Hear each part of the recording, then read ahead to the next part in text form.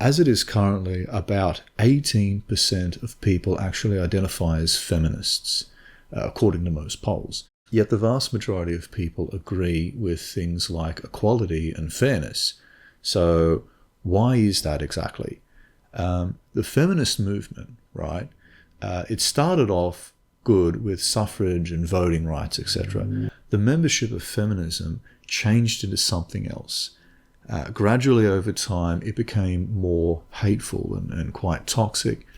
This new membership basically trumped up the facts and essentially made up these batshit crazy conspiratorial beliefs like the patriarchy, in quotes, where society is controlled by men and everything in it is to benefit men only. No, it isn't. I sure as hell don't get those benefits and I'm a man, or rape culture, in quotes, where society in general has no problem with women being raped and gives special treatment to rapists, supposedly, except that we don't. Rapists are universally despised. False rape accusations discredit rape victims, which reinforces rape culture, which is part of patriarchy. The idea of certain people are inherently more valuable than other people because of superficial physical attributes is part of patriarchy. The idea that men should coddle and provide for women and or purchase their affections in romantic context is condescending and damaging and part of patriarchy. I'm reading, fuckface. I am the feminist who is out to ruin your life. Yes, I am that militant, man-hating ball-buster.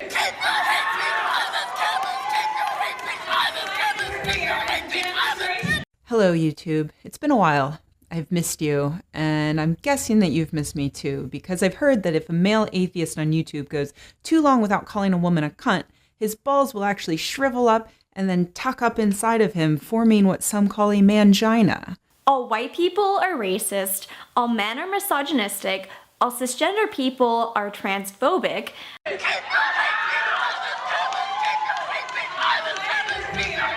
Then you have quotes from prominent feminists throughout history, such as, I feel that man-hating is an honourable and viable political act, that the oppressed have a right to class hatred against the class that is oppressing them. Or this one, I want to see a man beaten to a bloody pulp with a high heel shoved in his mouth, like an apple in the mouth of a pig. And that's why you have all these people running from feminism. It's because it's quite hateful and toxic. There's actually this book called Who Stole Feminism by Christina Hoff Sommers, the factual feminist. And she goes into detail just how these zealots can undermine and destroy a movement with this kind of extremism. Extremism has actually just recently claimed another movement. The atheism movement in America just had an event called the Reason Rally to promote secularism. And basically, they wanted to establish themselves as a voting bloc, Now, the Reason Rally, it used to bring in numbers like 30,000 people. But this year, it was a meager 2,000 people. So the atheism community basically went from being this vibrant movement, this powerhouse of free thinkers and intellectuals like, Richard Dawkins and Christopher Hitchens and Sam Harris. But now speakers like that, they wouldn't even be allowed to attend. Dawkins, he was even deplatformed from a speaking engagement fairly recently. And now they've replaced that sort of powerhouse with these speakers that are either extremists or just absolutely ridiculous. So as a result, people run from that nonsense. So you end up with these really low numbers, and where it goes from 30,000 to 2,000, and people look at that And they think it's an absolute joke to call it a voting bloc. Now, for AS people, we have a lot of real issues that need addressing. For example, we're heavily stigmatized. There isn't much inclusion for things like jobs. But basically, anything these extremists, these social justice warriors, anything they happen to touch, it just turns to shit. And this has the potential to not just undermine advocacy itself, but absolutely destroy it. And I can already see it starting to happen. For example, we have people from prominent autism associations saying things like, "Oh, Rosie O'Donnell is dog shit because she told a fucking joke." Or, okay, true story time. Some guy on Autistics Worldwide posts, "Trigger warning, my parents yelled at me because I didn't do my chores." No, I'm not kidding. And these trigger warnings, right, are still highly controversial. They're essentially used on campuses to stop people from becoming suicidal because they were victims of fucking rape. And yet this guy is posting, "Oh my God, guys, trigger warning. My parents got angry with me when I didn't do my chores." Fuck's sake. So I told him that, no, I'm not going to slash my wrists over, hearing something so fucking trivial. And you know what they said? They said, "We need trigger warnings to create a safe space. This is a safe space." Along with, "Be more considerate." And if you see my previous videos on these safe spaces, you can see just how reprehensible and monstrous they are. So you can guess what happens. They become quite hostile and then accused me of being a troll and even a fucking abuser. Except I'm not a troll or an abuser. I'm actually an advocate for the AS community. But they basically made all these disgusting accusations, then banned me from the group before I could even defend myself. What a safe space indeed. I actually went and brought this to the attention of the other admins in the group, and they basically said to me, "Oh, it appears that this is just a poor fit, that's all." So basically they've created this space, right, where any kind of legitimate criticism or any kind of independent thought, that will be taken the exact same way as fucking abuse. And you will be slandered and shut down for daring to speak your piece. Isn't that disgusting? And the worst part is that these extremists actually feel good about themselves for doing that. Like, there's not a hint of remorse from them. There's this air of righteous indignation as they basically trample on our rights of free speech and expression. It's appalling. I can't be more disgusted. Another true story, again from Facebook. My video on passing was received quite well on YouTube, but one Facebook group, they did not like it. It basically didn't fit in with their narrative. And they told me, "Oh, no. Those people that you're going to social events with, they're just oppressing you." And they described passing as something that cowers any human into that dark corner, that beaten down, humiliated, oppressed role, rather than become an integral part of half or more of that hate system. No, I'm not being oppressed or humiliated by these people. Quite the opposite, in fact. They're actually good people. They were welcoming right from the beginning. They came and said hi to me, and they're nice to me and inclusive. They invite me to things like barbecues or to go and play games. I'm not being beaten down or oppressed or forced to do anything. What absolute crap.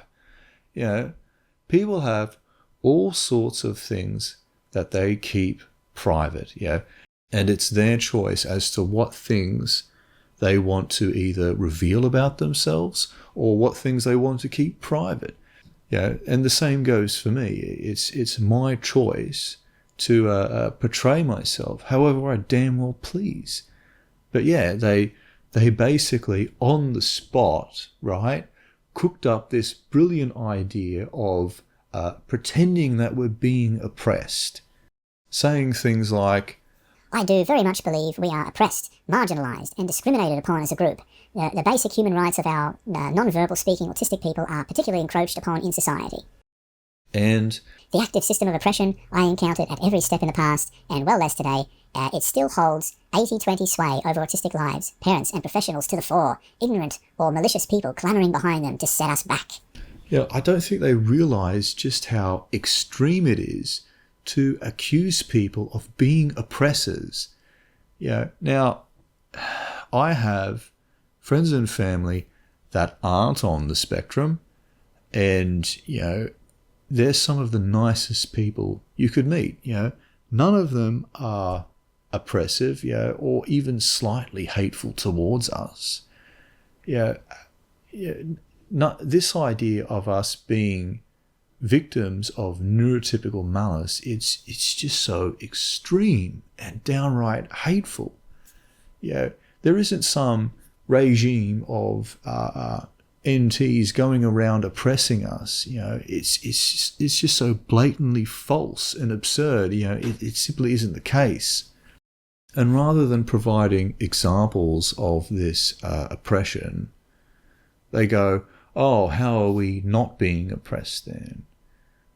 No, after making such an extraordinary accusation about so many people, you don't just get to say, oh, the accusation is true, prove me wrong. It's so stupid.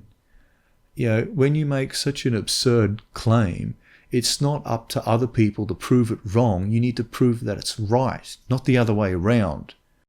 And when they finally do give you an example of oppression, it's stuff like, oh, what about kids being mistreated at school due to their autism? Or what about the time a local autism group was told they were not allowed to bring those people to a public hot pool? Except the vast majority of NTs have nothing to do with that. It's just this one guy that was being an asshole. Neurotypicals as a whole aren't responsible for that. In fact, the majority of NTs will agree that discrimination and bullying is awful and shouldn't happen. They aren't going around saying, oh, we must oppress these people by being horrible towards them. No, what bullshit. And guess what? We're not the only people to encounter assholes. NTs come across them as well. People aren't being oppressed every time they meet a new person that's an asshole. It's just not a form of oppression. Your rights aren't being infringed, and it's not something that's enforced by NTs. What fucking nonsense. But hey, according to Moromillas Radec, autistic people aren't victims to NTs. Well, thanks for letting me know. I can give up autism advocacy now because it's all good. Yes, that's sarcasm. No, we aren't victims of NTs. Yes, we do have problems to overcome, such as being heavily stigmatized. But do try and understand just how serious it is to pretend to be a victim. For you to be a victim of NTs, it also needs to be true that NTs are culpable of something either criminal or at the very least malicious. And it's just not the case for the vast majority of NTs. It's just as ridiculous as pulling someone aside on the street and saying, you are guilty of doing horrid things to AS people.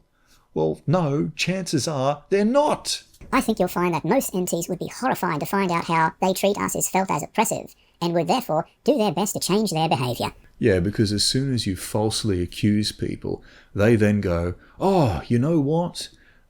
This guy that's making up all these horrid things about me, I'm going to now treat them better. No, it doesn't work that way. Okay. People cross their arms and go, oh, I know I'm not a bad person. I know I don't go around oppressing AS people. This person that thinks I am when I'm not, these people are just assholes making up things to complain about because they hate NTs. And guess what? They'll be right. Then you have people comparing NTs to the fucking Nazi party. This idea of pretending to be oppressed and trying to con NTs into thinking that they're all shameful, awful oppressors.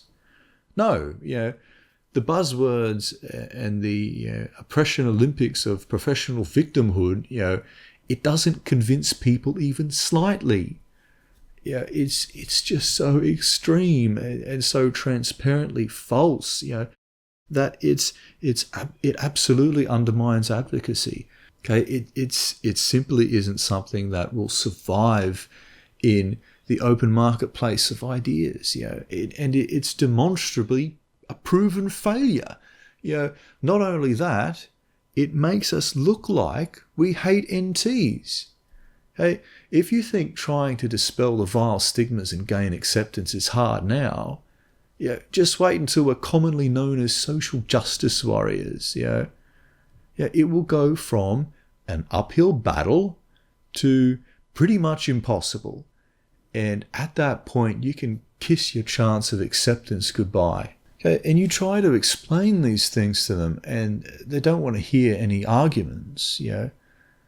Like I said to them, oh, look, it's happened before. Feminism has a massive PR problem. Most people now run from feminism as the majority of its membership is quite toxic and hateful towards men. And they go, oh, you're insulting us, for fuck's sake. So I try to explain to them that that I'm not insulting anyone. And they go, oh, yes, you are. Yes, you are. Then someone says, oh dear, mansplaining? How tedious. Pro tip, when you don't like the fact that feminists are viewed as sexist man-haters, spouting sexist slurs against men probably isn't the best course of action. But an entire thread ended up being deleted, and I get these accusations flung at me. Troll-like behaviour will not be tolerated in this group, nor will behaving in a manner which is inflaming, stressful and upsetting to members. I was messaged by multiple group members asking me to shut down the thread as it was causing people to feel stressed and attacked. It did not feel like a respectful and safe exchange for various members. Therefore, as an admin, I shut it down and deleted it. And in private messages with this admin, we established that it's legitimate criticism, that I'm not going around trolling or insulting anyone, that I didn't do anything objectionable, right? Basically, if people want to reinterpret everything I say so as to pretend that I'm insulting someone or doing something wrong, well, there's not much I can do about that. Then she basically said, oh, if people are upset, then that is grounds to end the discussion and have people removed. No, it isn't. People being offended or upset doesn't entitle them to anything. It's an argument from emotion. For example, I'm offended by all sorts of things. It offends me when people say that my passing equates to being fake. It offends me when they pretend to be oppressed victims. It offends me when people compare my friends and family to the fucking Nazi party. It offends me that advocacy is being undermined and destroyed. It offends me when I'm accused of nonsense that I've nothing to do with. It offends me when people discard my points and can't apply any kind of reasoning. It offends me when people pretend that valid arguments and legitimate criticisms are somehow inappropriate. It offends me when others have no qualms whatsoever with trampling and pissing on our rights. But not just that, I can then twist, right, and reinterpret legitimate criticism to pretend that it's bad behavior, in quotes. And then, by such a standard, I am entitled to shut down the conversation, and not just that, but I'm also entitled to stop people from speaking. I then get to censor and remove those people for saying such things, right? Yeah, do you see how abhorrent and extreme such a thing is? Yeah, you can basically shut down any and all speech with such an entitlement. It's such a gross infringement upon our rights of free speech and expression. Yeah, no, people are not entitled to such things. Yeah, and merely being upset is not a valid way to justify that. Yeah, if you're offended for whatever reason, you simply need to get over it. Further, when people reinterpret legitimate criticism as the bad behavior, saying things like, oh, that's abuse, that's insults, that's attacking, that's unsafe, oh, we can't have that, it needs to be removed. People don't seem to realize just how fucking dangerous that is. When you create an environment where it's inappropriate to criticize anything, people start forming all sorts of crazy and destructive ideas that simply go unchallenged. You end up with all these extreme ideas that will ultimately undermine and destroy advocacy. I would really like to be accepted one day, just like NTs are accepted. But this social justice warrior extremism, if it becomes the norm for advocacy, we won't ever have that. We'll always be stigmatized. And just like feminism, it will remain a stain that we can never wash away. So hopefully when people see that sort of thing, they'll be brave enough to speak out against it. I'm offended by some things. I'm offended by chewing gum. I'm offended by backwards-pointing baseball hats. But I don't try to get a version of the blasphemy law passed to prevent people chewing gum or reversing their cap. So what if I'm offended? So what if my feelings are hurt? Does that give me the right to prevent others from expressing their opinions? Bear in mind, ladies and gentlemen, that every time you violate or propose to violate the free speech of someone else, you, in potentia, you're making a rod for your own back, because the other question raised by Justice Oliver Wendell Holmes is simply this: who's going to decide?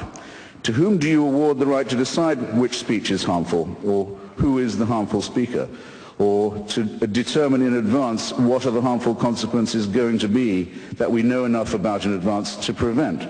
To whom would you give this job? To whom are you going to award the task of being the censor? Isn't it a famous old story that the man who has to read all the pornography in order to decide what's fit to be passed and what is fit not to be is the man most likely to become debauched? Did you hear any speaker in the opposition to this motion, eloquent as one of them was, to whom you would delegate the task of deciding for you what you could read, to whom you would give the job of deciding for you, relieve you of the responsibility of hearing what you might have to hear?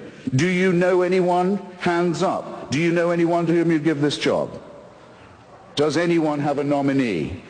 You mean there's no one in Canada good enough to decide what I can read or hear? I had no idea.